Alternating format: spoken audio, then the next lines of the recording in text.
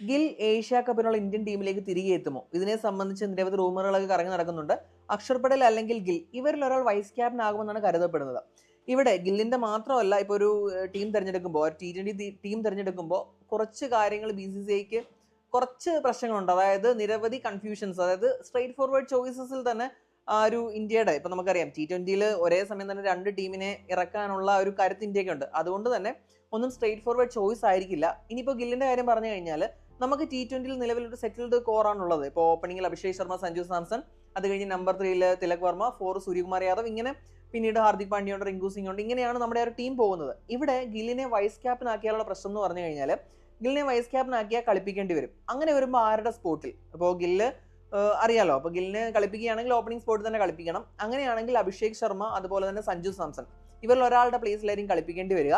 അപ്പോൾ അങ്ങനെ വരുമ്പോൾ ആ ഒരു ഓപ്പണിംഗ് ഡിയോ വീണ്ടും പൊളിക്കേണ്ടി വരും. ഇപ്പോൾ സഞ്ജുവിനെയാണ് മാറ്റുന്നതെങ്കിൽ നമുക്ക് ജിതേഷിനെയോ ധ്രുജുറലിനെയോ അവിടെ ഉൾപ്പെടുത്തേണ്ടി വരും. അവിടെ ഒരു ചേഞ്ച് വരേണ്ടി വരും. ഇനി അഭിഷേകിനെ ആണെങ്കിൽ ആ ഒരു left hand right hand combo നഷ്ടപ്പെടും. അപ്പോൾ അങ്ങനെ പിന്നെ അതുപോലെ തന്നെ ജയ്സ്വാളിനെ ഇവിടെ ടീമിലേക്ക് ഇൻക്ലൂഡ് ചെയ്യാൻ പറ്റില്ല. അപ്പോൾ അങ്ങനെ കുറേ ഇഷ്യൂസ് നമ്മുടെ ഗില്ലിൻ്റെ കാര്യത്തിലുണ്ട്. എന്നാൽ ഗില്ലിൻ്റെ പെർഫോമൻസ് കണ്ടില്ലെന്ന് അടിക്കാൻ പറ്റുമോ എന്നുള്ളത് അടുത്തൊരു ക്വസ്റ്റ്യൻ ആണ്. കാരണം റീസെൻ്റ്ലി കൺക്ലൂഡ് IPL 650 റൺസാണ് ഗില്ല് അടിച്ചു കൂട്ടിയത്. ഇപ്പോൾ ഒരു ടോപ്പ് 5 റൺ ഗേറ്റേഴ്സ് ലിസ്റ്റിൽ ഗില്ലുണ്ട്.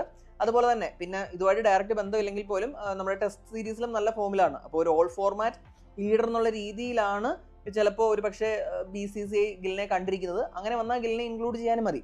അപ്പോൾ അങ്ങനെയൊക്കെയുള്ള കുറച്ച് കൺഫ്യൂഷൻസ് ആണ് ഗില്ലിൻ്റെ കാര്യത്തിൽ നിലനിൽക്കുന്നത്. അപ്പോൾ എന്തായാലും ഗില്ലിനെ എടുത്ത് 1 ഡൗൺ കളിപ്പിക്കാൻ പറ്റില്ല. അപ്പോൾ ഗില്ലിനെ കളിപ്പിക്കുന്നെങ്കിൽ ഓപ്പണറായിട്ട് തന്നെ കളിപ്പിക്കണം. അങ്ങനെ വരുമ്പോൾ ഇനി സഞ്ജുവിനെ കളിപ്പിക്കണമെങ്കിൽ സഞ്ജു ഒരു പൊസിഷൻ താഴേക്ക് ഇറങ്ങേണ്ടി വരും. അങ്ങനെ വരുമ്പോൾ സൂര്യക്ക് 4ാം പൊസിഷനിൽ തന്നെ കളിക്കാം. അപ്പോൾ തിലക് വർമ്മ ഒരുപാട് ബാക്കിലായി പോകും. അങ്ങനെ കുറേ ഇഷ്യൂസ് ആണ് ഇതിനെ ചുറ്റിപ്പറ്റി അവിടെ ഉള്ളത്. അപ്പോൾ അതിനെപ്പറ്റി ഇപ്പോൾ ഇത് മാത്രമല്ല, ഇനി ശ്രേയസ് അയ്യറിന് പോലും ഇവിടെ ഒരു പൊസിഷൻ ഈ ഒരു ടീമിൽ ഉണ്ടാവാൻ സാധ്യതയില്ല എന്നുള്ളതാണ് ഖേദകരമായ വസ്തുത. ഇനി ഗില്ലിനെ എടുത്താൽ തന്നെ പിന്നെ ജയ്സ്വാളിനെ എടുക്കാൻ കഴിയില്ല. ഇപ്പോൾ അഭിഷേക് ശർമ്മ, സഞ്ജു സാംസൺ, ഗില്ലെന്നാണെന്നുണ്ടെങ്കിൽ പിന്നീട് ഒരു ഓപ്പണറെ കൂടെ എടുക്കാൻ സാധിക്കില്ല. അപ്പോൾ അങ്ങനെ വരുമ്പോൾ അവിടെയും കുറച്ച് ഇഷ്യൂസ് ഉണ്ടാവും. അപ്പോൾ എന്ത് തന്നെ ആയാലും നമുക്ക് 19-ാം തീയതി കാര്യങ്ങൾ അറിയാം. എന്താണ് നിങ്ങളുടെ ഒപ്പീനിയൻ? ഇന്ത്യയുടെ ആ ഒരു T20 സെറ്റപ്പിലേക്ക് ഗില്ല് തിരികെ വരണമെന്ന് നിങ്ങൾ ആഗ്രഹിക്കുന്നുണ്ടോ? അത് തീർച്ചയായിട്ടും കമൻറ്റ് ചെയ്യുക. അടുത്തൊരു വീഡിയോയുമായിട്ട് ഉടൻ തന്നെ കാണാം. Thanks for watching Crick Talks with Kiran.